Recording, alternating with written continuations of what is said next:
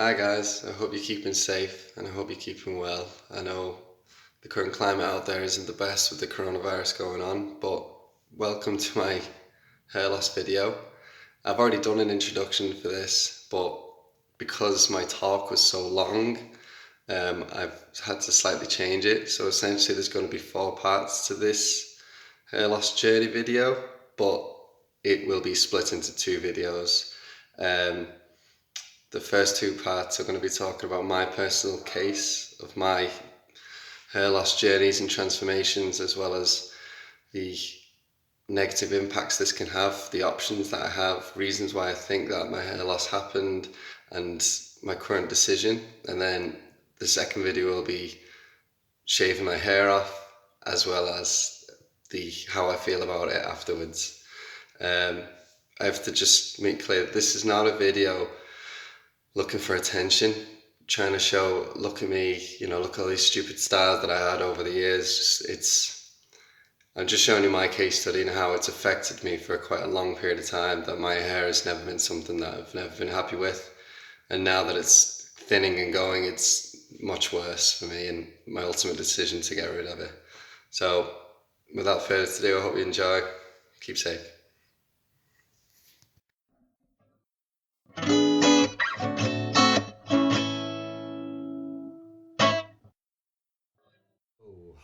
Right.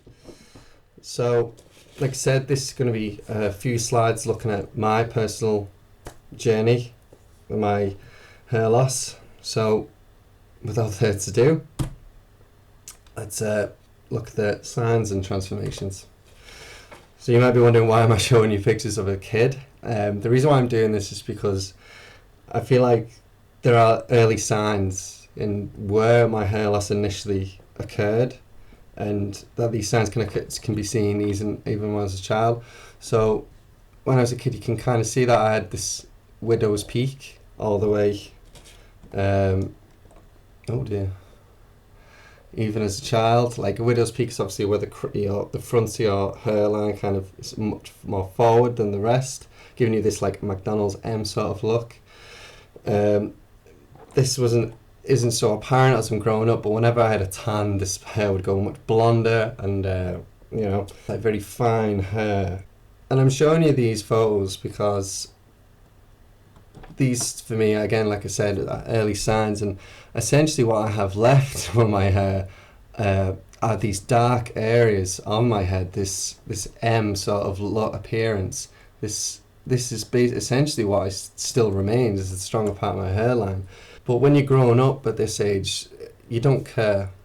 You don't even know anything about it. It's only when you get a little older that you start caring. I had short hair for a very long time.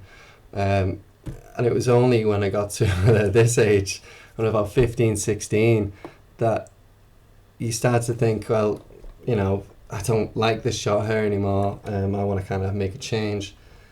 And as you can see, this M is still sort of the widow's peak there with a very blonde light head. And what you have to realise as well, before this, I was never concerned with my forehead.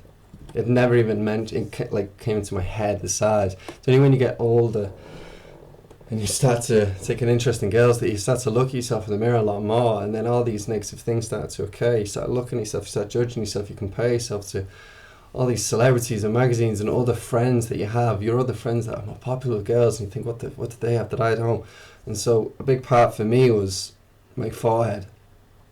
And so as I got to 17, I went through college, and I wanted to have a whole new style change. I wanted to just be a completely different person. And so one thing was I wanted to grow my hair, firstly, and secondly, I wanted to have it white, like a video game character.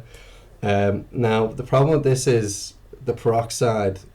Anyone who's dyed their hair any sort of white or yellow or whatever will know the peroxide is basically really damages your hair. And I had thin hair as it is, like very fine, thin hair. This is the time where I'm starting to get on social media websites such as MySpace.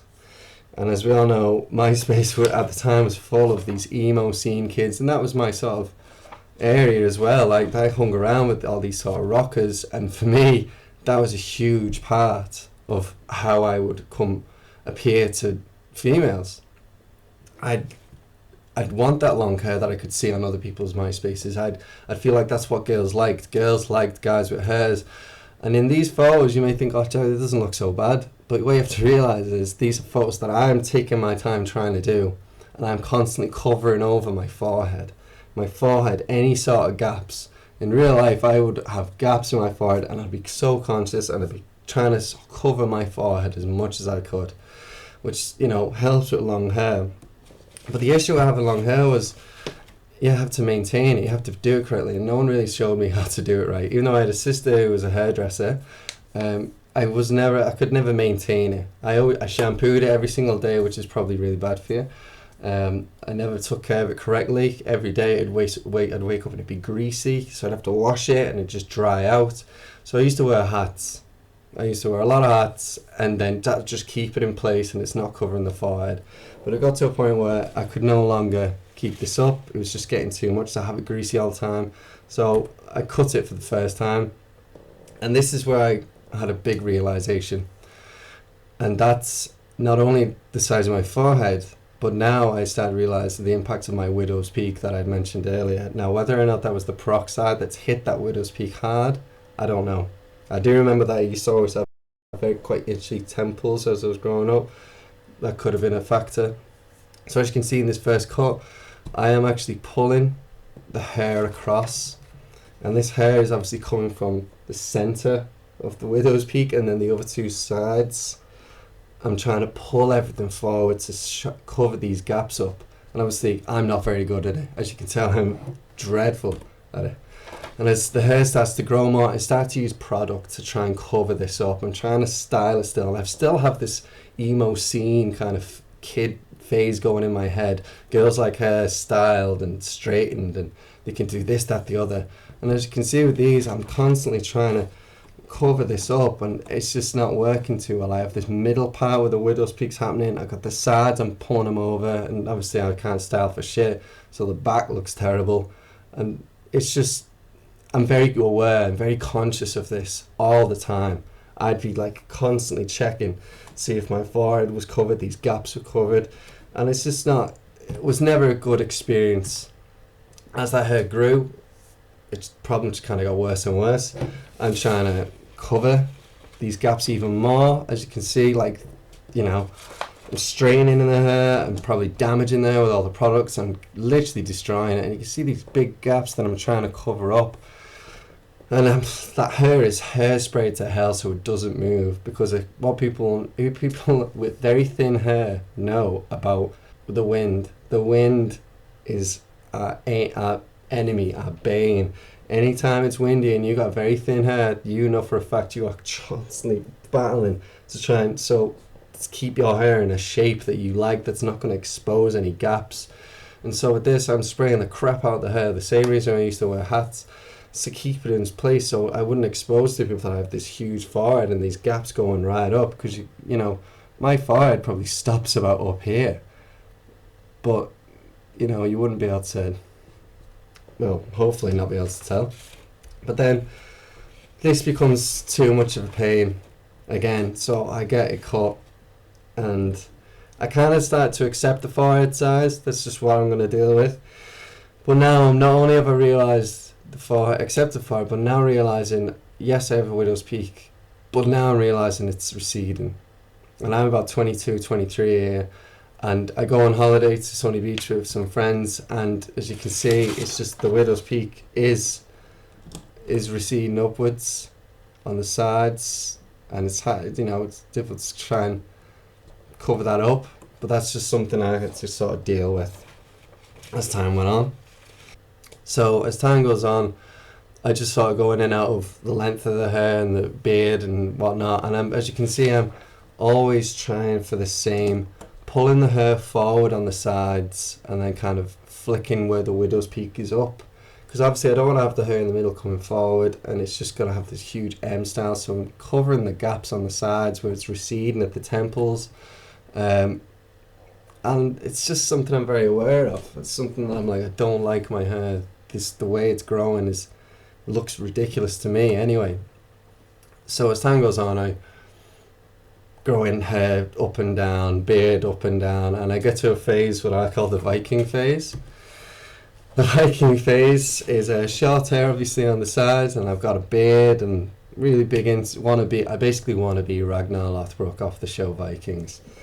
But at this point in my life, I'm around 25, 26, and I'm pretty confident at this point. I've been working on a few building sites, got myself, a bit of muscle, and I'm having a good time and enjoying myself.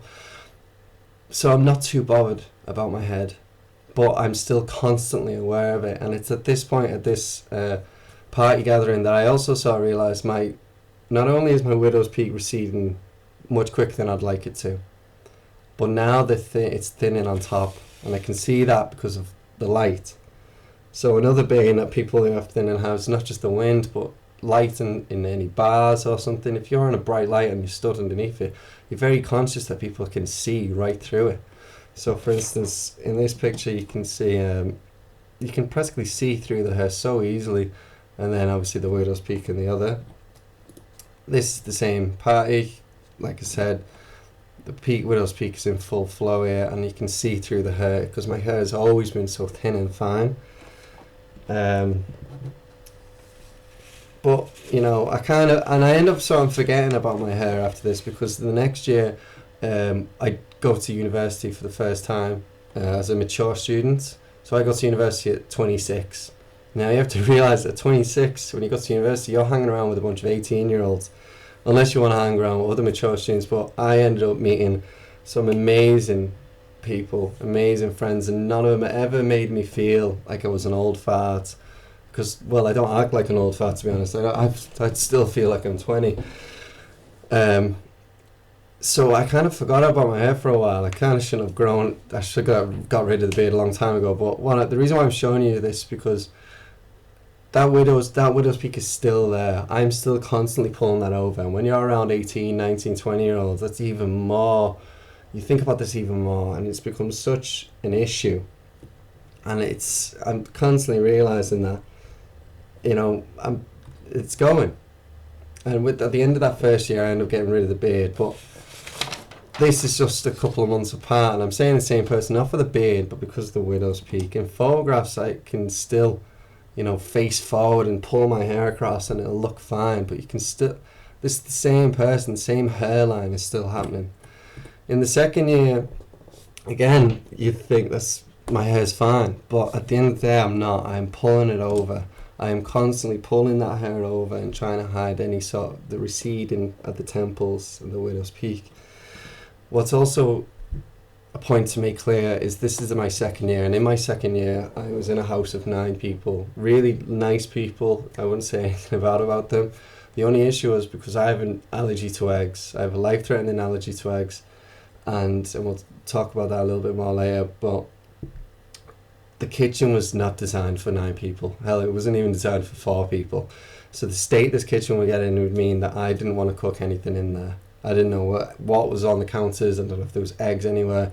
So my diet went right down the window. I started that second year 11 stone, and I ended up finishing that year at 9.5 stone. I lost a stone and a half. And I felt at that summer I started labouring on a building site, and I really noticed my hair thinning on top when I had a hard hat on, and the sweat would clump it all together. I really noticed the thinning on the top of my head from then on. And like I said, this is the same person. Just because I'm covering these gaps over doesn't mean that it's not there. So this whole time I'm constantly aware of the receding widow's peak, the thinning on top, and a big forehead. And now that kind of takes us up to where we are today. That was my third year just last summer, and as you can see, that's what it looks like short. That is the full shebang, widow's peak, big forehead. Yeah, I can grow a beard. I know a lot of people can't. Like I said, there are so many people out there who have far greater problems than I have in regard to hair loss at such a younger age than I would still consider myself quite lucky, but because I've been around people in uni at younger ages than me, and because no one in my friends group are really going through hair loss issues, it's always something I've kind of felt like I'm struggling with on my own a bit.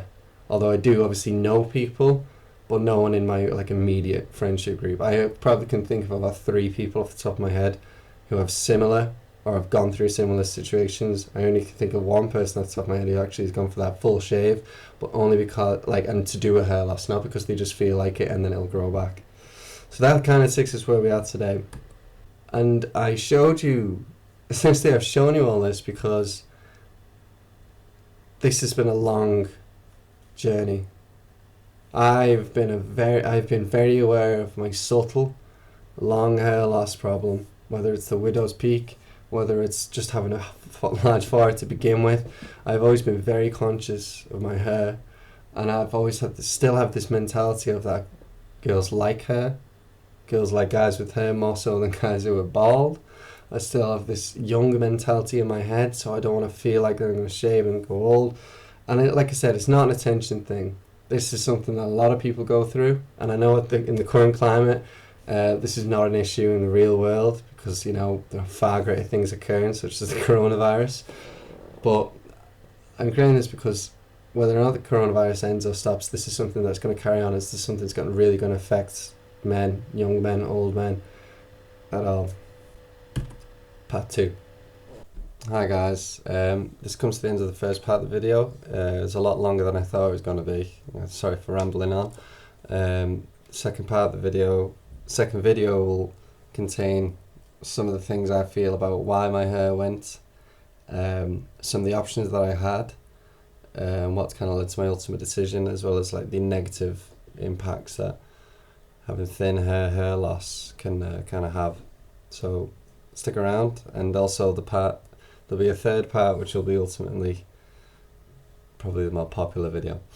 So thanks again, see you around.